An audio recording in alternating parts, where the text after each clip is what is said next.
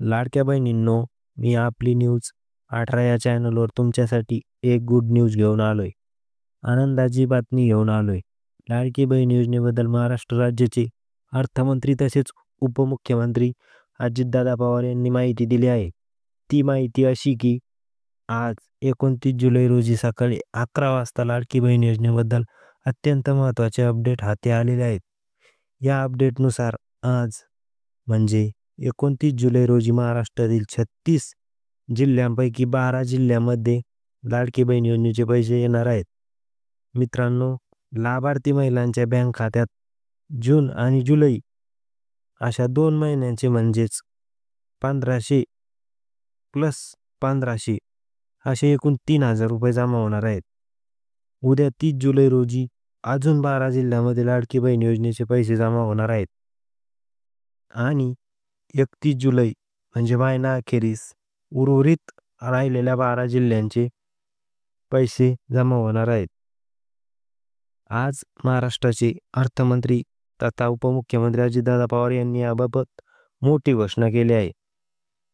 तब्बल 3600 कोटी रुपये यासाठी प्रशासनाने देऊ केले आहेत.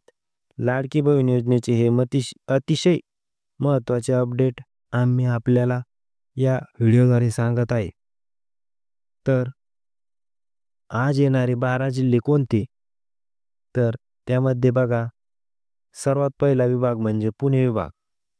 पुणे विभागातून सोलापूर आणि कोल्हापूर या 2 जिल्ह्यांना आज पैसे मिळणार आहेत. आणि पुढचा विभाग म्हणजे नाशिक विभाग. नाशिक विभागात जळगाव आणि अहिल्यानगर या 2 जिल्ह्यांना आज पैसे मिळणार आहेत.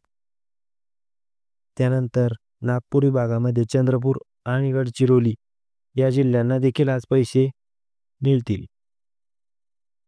पुढे बघा, पुढचा विभाग म्हणजे कोकण विभाग. कोकण विभागात सिंधुदुर्ग आणि रत्नागिरी या 2 जिल्ह्यांना देखील आज पैसे मिळतील. छत्रपती संभाजीनगर विभागातून हिंगोली आणि परभणी या विभागांची निवड करण्यात आली आहे. तर अमरावती विभागातून यवतमाळ आणि वाशिम या 2 जिल्ह्यांना पैसे येणार आहेत.